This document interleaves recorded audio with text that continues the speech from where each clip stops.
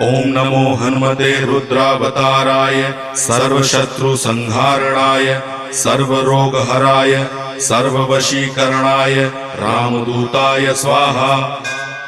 ओम नमो हनुमते रुद्रावताराय सर्वशत्रुसंहारणाय सर्वरोगहराय सर्ववशीकरणाय रामदूताय स्वाहा। ओम नमो हनुमते रुद्रावताराय सर्वशत्रुसंहारणाय सर्वरोगहराय सर्ववशीकरणाय रामदूताय स्वाहा।